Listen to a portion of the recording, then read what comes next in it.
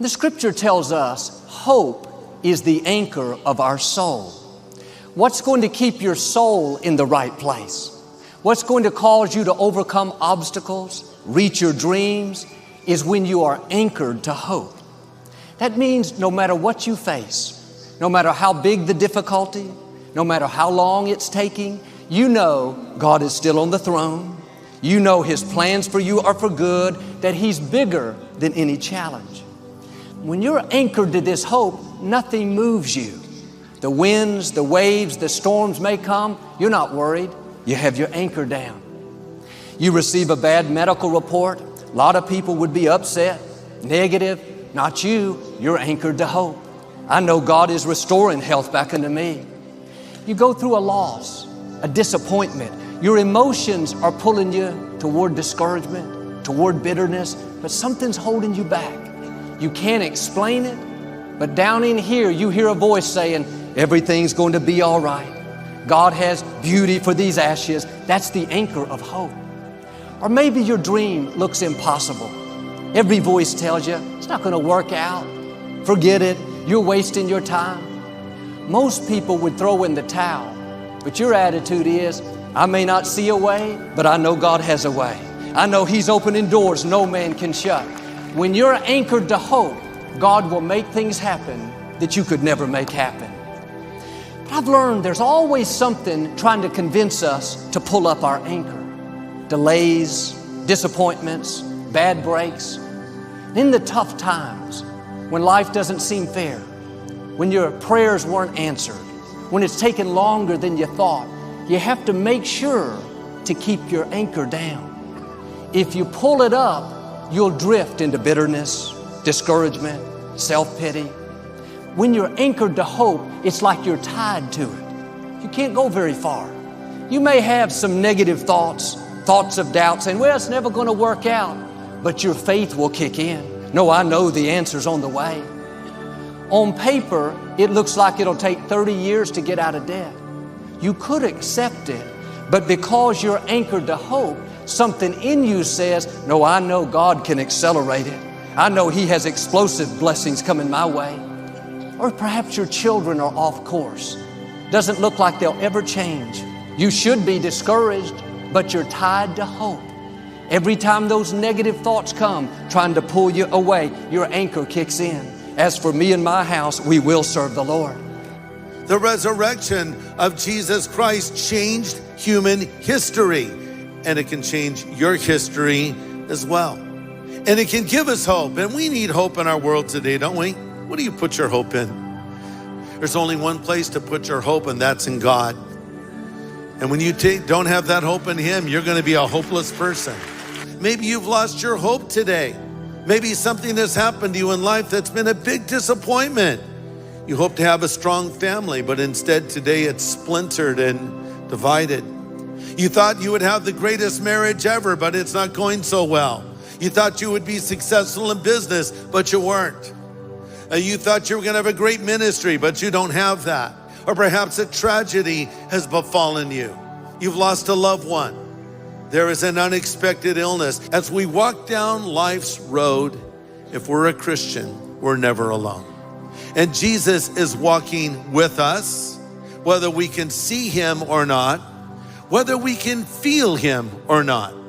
David said, yea, though I walk through the valley of the shadow of death, I will fear no evil. Why? Because you are with me. And God is with you right now. I don't know what you're going through. A great passage is Isaiah 43:2, where God says, when you go through deep waters and great troubles, I will be with you. When you go through rivers of difficulty, you will not drown. When you go through fires of opposition, you will not be burned up. Hope is an aggressive expectation that something good is about to happen to me at any moment. If we think about problems and sad things and negative things, it adversely affects the release of our joy. But I'll tell you something that does release joy, and that's hope. Hope is such a powerful word. Hope is about your expectations. So let me ask you, what are you expecting from life? What are you expecting today? Many people don't expect anything. They just like, well, we'll see. Who knows? We'll see. Or they actually go to the worst extreme and expect bad things to happen. And sometimes you've had so many bad things happen that you're afraid to hope because you don't want to be disappointed again. But hope is necessary even for faith. A lot of people are trying to have faith, but they don't have hope. So just for the sake of making it really simple, let's just say that hopelessness is a negative attitude, that nothing good is ever going to happen to me. But hope is an aggressively positive attitude that says, I believe God is working in my life and I am expecting something good to happen to me today. So you want to get rid of all stones of hopelessness. Romans 5 verses 2 through 5. Through him also we have our access, entrance, introduction by faith into this grace, the state of God's favor, in which we firmly and safely stand, and let us rejoice and exult in our hope of experiencing and enjoying the glory of God. That's saying that we can rejoice in believing that we are going to see the glory of God in our lives. Don't give up on your dreams. As a man thinks in his heart, so is he, Proverbs 23:7. My question today is, do you have your anchor down? Do you have this hope, this expectancy that you're going to accomplish your dreams, that you're going to break the addiction, that you're going to see your family restored? Or have you pulled up your anchor and drifted into doubt, mediocrity, not expecting anything good? I'm asking you to put your anchor back down. The scripture says faith is the substance of things hoped for. You can't have faith if you don't first have hope. One time David had a lot coming against him. He was down and discouraged.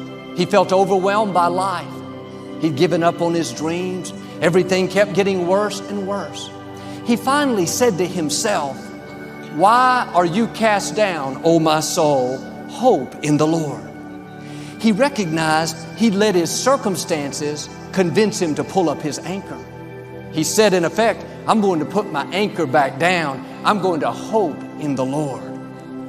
You may not have any reason in the natural to be hopeful. Doesn't look like you'll get well, meet the right person, start your business.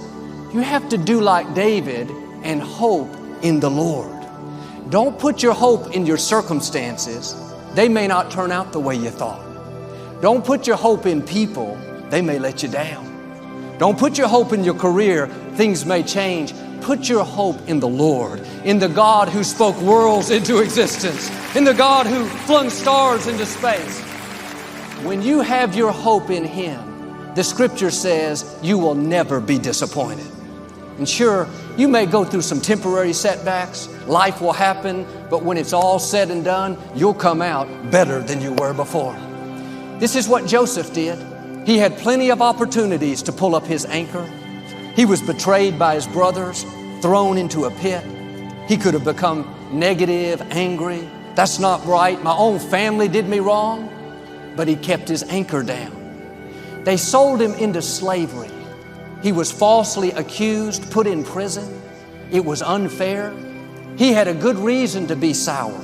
Nobody would have faulted him. But through all the trouble, through all the things that didn't make sense, he didn't pull up his anchor.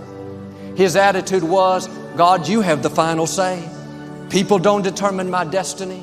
A bad break can't keep me from my purpose. All the forces of darkness cannot stop your plan for my life.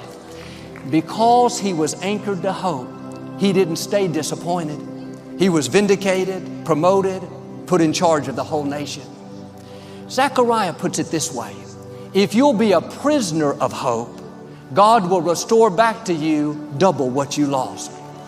Prisoner of hope means you can't get away from it. You're anchored to it. You should be discouraged, but you can't help it. Despite all that's come against you, you still believe you're going to accomplish your dreams. You should be overwhelmed. The obstacle looks bigger. Goliath looks stronger, more powerful, but like David, you have your hope in the Lord. You know if God be for you, who dare be against you?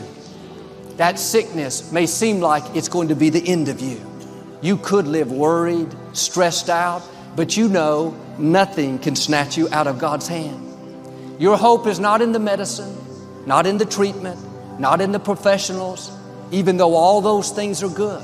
We're grateful for them. Your hope is in the Lord, in the God who breathed life into you, in the God who makes blind eyes to see, in the God who took Joseph from the pit to the palace, in the God who caused David, a teenage shepherd boy, to defeat a huge giant.